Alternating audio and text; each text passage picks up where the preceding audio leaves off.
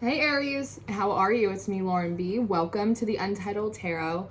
I've laid out your spread this week with the Tarot of Mystical Moments, which I've been loving so much, and I'm finally getting around to your reading. I tried to do your reading last week, Aries, but you were like really deep in a process that felt very private, and so it didn't feel like the right time to do your reading. And I thought about doing it earlier this week, but again, like it wasn't right. Like something about timing seems to be like really particular for you, and I guess we finally have landed on the right timing. And I've been sitting here, I'm really kind of falling, a little bit through the wormhole today for you, Aries, which I think is really interesting, and that might be something you might be feeling as well. But let's pray, and then we'll get into your spread, because it's a pretty interesting message that you have going on today. Yes? All right. Father God, thank you for bringing me and my Aries in for this reading. I ask that you give me wisdom, clarity, and discernment to deliver these messages accurately for Aries' highest of love, light, alignment, and assignment. We praise you, we love you, we thank you always. We give you all the glory and the honor for these messages. To the utmost high, in Jesus' name we pray. Amen. Amen, y'all. So, the first card that had flown out for you, Aries, was this Queen of Wands, which I thought was really beautiful. When this card fell out, the first thing that I heard was finally starting to recognize your potential. And I thought that was such a beautiful statement. Now, as I looked, I noticed that your skirt is a bunch of these peacock feathers, which for me always brings in a lot of that Nine of Pentacles energy, right? Feeling kind of independent and feeling a lot more empowered, and there's a lot of self-worth and deserving, and like all of these pre-empress energy, right? So it's a really beautiful energy. But I noticed that typically peacocks, they have their feathers, they have their wings like spread, right? It's normally like a big display of the peacock feathers. It's how they like attract mates, right? It's how they get people to notice them. And so it's this energy, Aries, that it feels like you are just stepping in to feeling a little bit more energized. You're just starting to feel a little bit more confident in yourself. You're just starting the process of starting to see your potential, but you're not quite ready to like put it on display. You're not quite ready to put it out there. It's the feeling of you're not ready to be noticed yet. You're not ready to be noticed yet. You're just getting comfortable in this energy. It might have been a really long time since you felt like this. And so it's kind of wanting to get accustomed to it in a new way. And you probably won't be able to see it on my camera, but her face, she looks happy. Can I center it? I don't know how well you can see it on my cell phone. She looks like happy. She looks like pleased. It's almost like even like a sense of relief on her face, but there is a shyness in her expression. So it's just kind of confirming more of what I was saying, that you are stepping into this new level of recognition of your potential, and that's feeding this new level of confidence, but you're not really ready to kind of put it out there for people. Now, the next three cards flew out in like a chunk, and it kind of startled me a little bit, because you got this Three of Swords, the King of Swords, and then the Emperor. And the thing that really startled me is these cards flew out, and I went, whoa, that's a lot of dudes. Like, that's a lot of dudes all at once, because while there are some male characters in this deck, it is primarily a female-oriented illustrations. And so the fact that there aren't that many guys, male characters in this deck, and three of them flew out in a chunk, really kind of threw me back a little bit. And so I was looking at these, and they feel very separate to you. They don't feel like the same energy as you. And I was wondering if, while you're in this moment of kind of basking and getting kind of assimilated in this new energy, if these are what appear to be the approaches, I wonder if this is you wondering, like, which approach should I take when I do decide to display myself, when I do decide to allow myself to be seen. And I was looking at them, and it's so interesting because this Three of Swords character, he feels sort of poetic. He feels like almost like a Pisces. It's like that bleeding heart with the rose, and it's like this kind of almost again, this bleeding heart, this emotional, this sort of romantic, poetic artist sort of energy. And I'm looking at this King of Swords, and he feels really precise, like sharp as a knife is what he really feels like, right? Looking through the eye of a sparrow or of a raven. right? He's even got his little sword right here, right? His movements are precise. They are exact, right? There's something like very chiseled about this energy. And then there's the Emperor, and the Emperor is totally different energy than this guy right here. He feels a lot like money, right? He feels a lot like status. He feels a lot like social standing, right? And so I'm wondering if, again, Aries, I repeat myself because that's what I do. If you're just getting accustomed to this new level of recognizing your potential, one day I'm gonna get a real camera, of recognizing your potential and just getting accustomed with like growing this new sense of confidence and figuring out when I do want to display myself, like which is the right way. Do I come out very kind of soft and poetic and this big kind of bleeding heart, but see these arrows here, you're like, no, like I don't, that might leave me a little too open, a little too vulnerable. I don't really like that approach. And then looking at this King of Swords going, yes, that's very refined. Like, yes, there's something about him that's very kind of precise. Like he is exact in his movements and his speech, but there's something about him that feels a little bit cold. I don't really like that. And then looking at the Emperor and going, yeah, like he does have like a lot of status. Yeah, like he does have a lot of like social standing, like, but there's something about him that feels a little performative or feels a little manipulative. So it's like, I don't really like these options. I'm gonna think about it some more. I'm just gonna bask underneath this sunflower and I'm just gonna think about it some more. And then this Four of Cups comes out right underneath. And so it feels like this sense of feeling a little underwhelmed with your options of expression or display, or feeling just like a little bit bummed out overall, just like, I guess that these all work. And it feels like in many ways, these are ways that people show up in the world. It's like archetypes, right? That's a little bit of what it feels like. These are the three archetypes. And because, like I said, this is primarily, it's like a feminine heavy deck that all three of like these masculine cards popped out. It felt very much like society, right? Like these are the three kind of archetypal positions or approaches that you could move through society with, right? It's like, it's the artist and it's the businessman and it's the influencer. It kind of feels like that. And you feel really kind of bummed out because that doesn't really work for you and that doesn't really feel right. But like, what are the other options? And then I see like this little goose come over and give you a little umbrella, like give you a little bit of shade. It's the idea of like spirit or the divine or your guides, your ancestors wanting to kind of comfort you a little bit, kind of sneaking up behind you to sort of shelter you from this feeling of underwhelm or disappointment. But there seems to be some kind of advice as well. And first off, the advice is with the Chariot card, Aries, move slow. This Chariot, it's like a little slug, right? So it's the idea of just hold on for a second. Just know that you don't have to, we're going to make movements. You don't have to decide right now, right? Let's kind of take this one step at a time. And what really stuck out to me on this Chariot card is the little antenna on this slug. And so I looked it up. I was like, I don't remember the last time I saw a slug. So I was like, what are the antenna, like, the antennae, like, what are they, like, what is their purpose on a slug? And the top part, they are to help, in general, the antenna is supposed to help orient them. It's supposed to help them find direction. And the top of the antenna is to help them to discern light. Whereas kind of the stalk, this part, the lower part of the antenna, it's supposed to help them with sense, light and sense. It's getting a sense of it, right? It's like this weird play on words that they're doing with me. They're like, just take it a step at a time, Aries. Go slow, feel it out, get a sense of the situation, get a sense of your own energy, get a sense of the environment before you make any kind of final decisions right now. Because then the Ace of Swords comes out, right? It's like, wait for the revelation, like wait for the aha, eureka moment.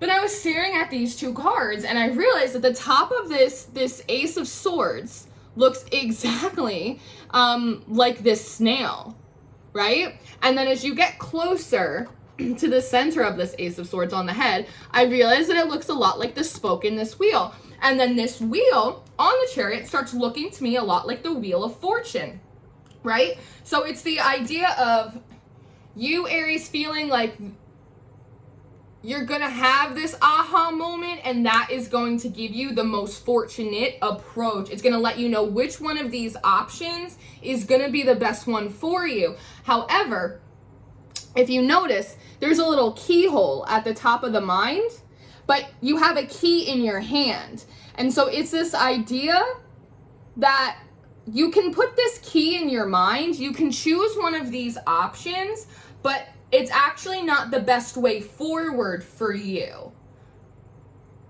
There's an option that is not originating from your mind. There's an option or an approach that you haven't thought of yet.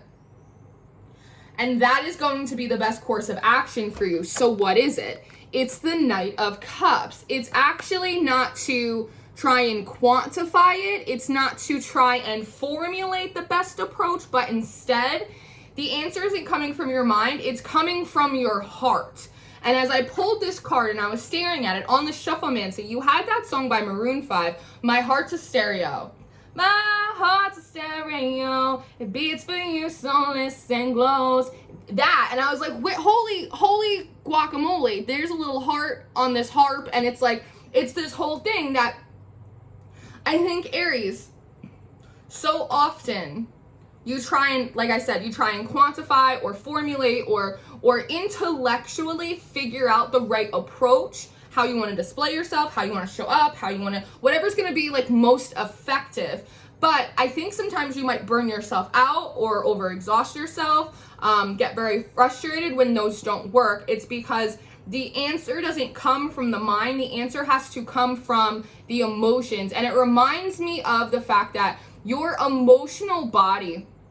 So I've been studying, I shouldn't even say studying, that's a strong word, but I've been looking into these different forms of psychology. And there's one, I think it's called like polyvagal or something. And so basically what it is that oftentimes we think that everything comes through our thoughts, it comes through our minds, and then we have an emotion that rises from that, right? And so oftentimes we will try and overanalyze or over quantify our thoughts to prevent an unpleasant emotion or any kind of emotional expression whatsoever. But what actually happens is your thoughts originate not from the mind, but from an emotional response. Things hit your heart and your emotional body first, and then your brain tries to explain them, not the other way around. And this is part of the advice that is being given to you, which is why they don't want you to try and figure out the right approach, because the answer is none of these approaches is the right approach for you. And it actually stuck out to me that this character looks rather androgynous, right? It kind of looks like a nice mix of the masculine and the feminine energies, between the intuitive and the earthly. That actually might be the most fortunate thing for you to do. But the real movement, the real answer, the new strategy, how you display yourself, it doesn't come from your thoughts.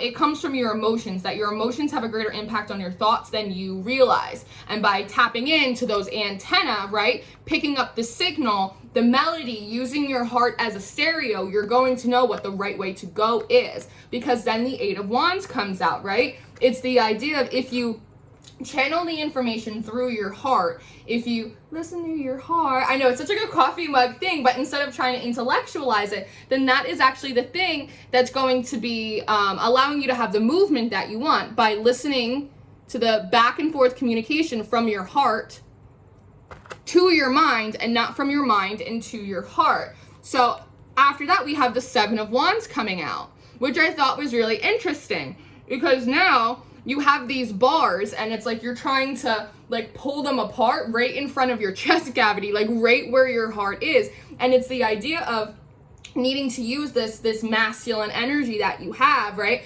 Again, with this Queen of Wands, you might have this like burst of energy, this burst of confidence, all of that all of a sudden, and trying to use that and go, okay, fine, I'll listen to my heart, I'll listen to my emotions, I'll feel my emotions, fine, okay, I'll do that. And it's the one thing I didn't think of, was the one thing you didn't think of was to actually feel your feelings, Aries. Fine, I'll open it up.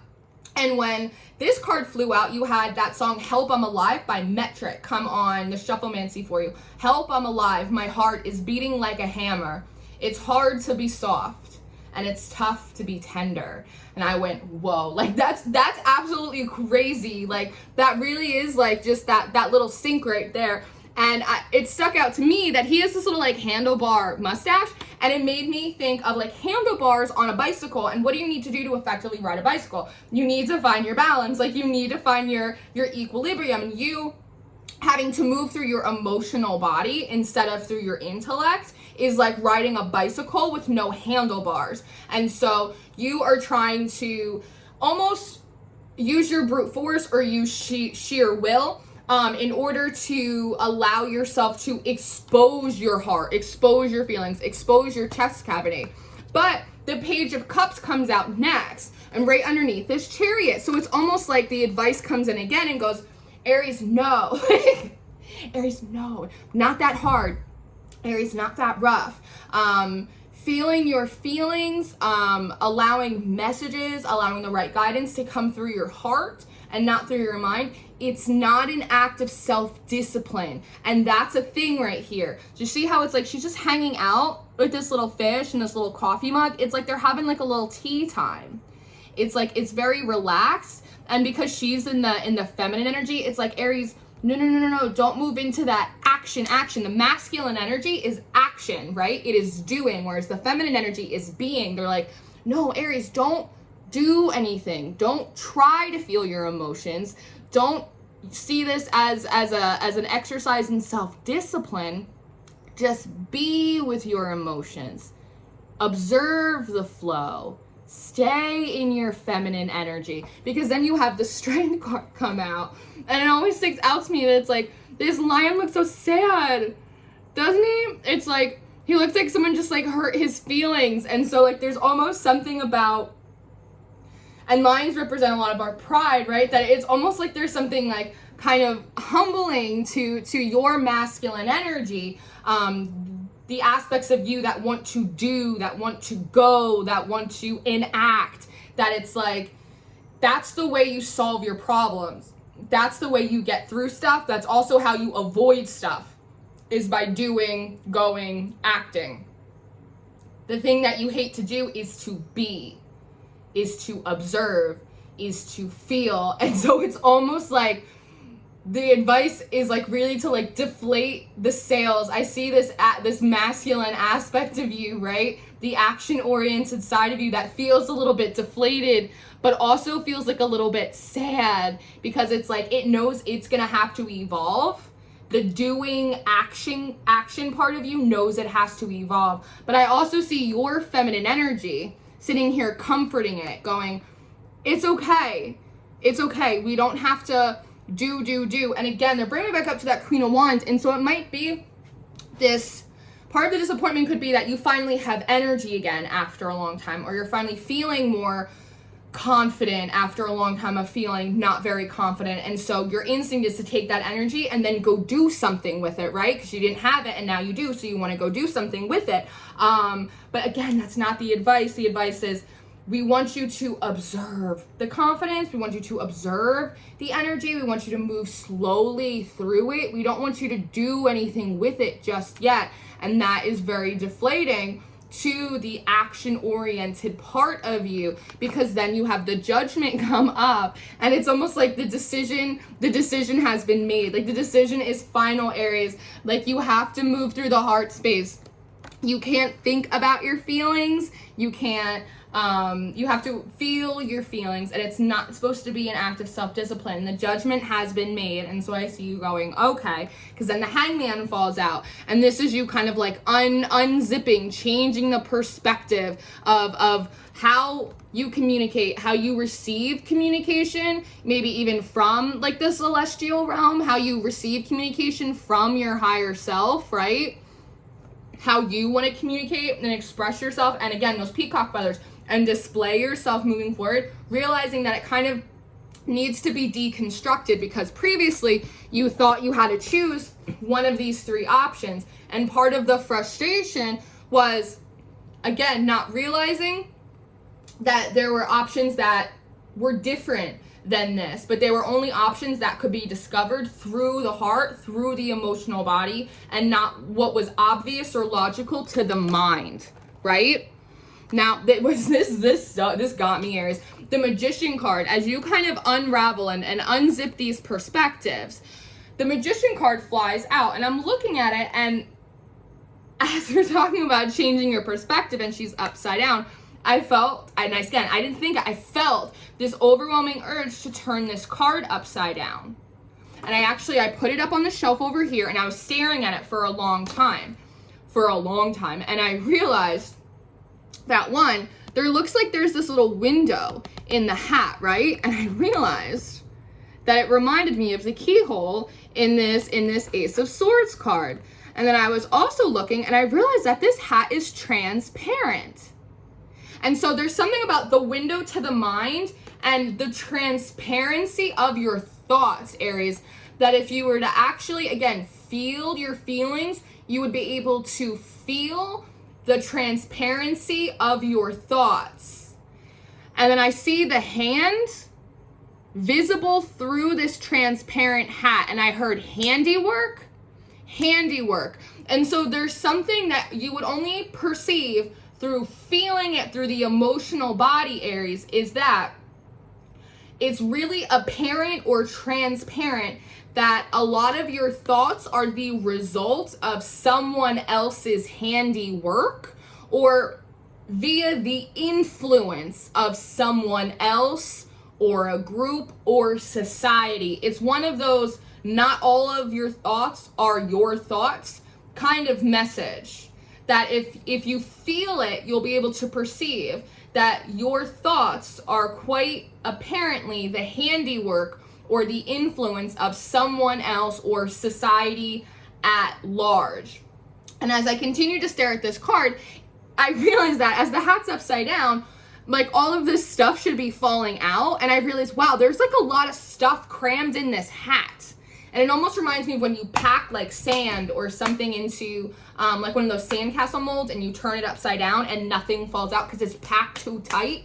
It reminded me of that. It's the idea that the influence of the world, it's the influence that other people have on you, the energetic handiwork of other people's influence on your thought processes in your life has crammed so much shit that doesn't even go together into your head that it's actually hard for you to process those thoughts, that it's hard for those thoughts to move out of the crown, move out of the mental space and make their way through the emotional body, which is why perhaps you haven't been able to feel anything because nothing's been able to get below your shoulders, if that makes sense, because there's such like a backlog.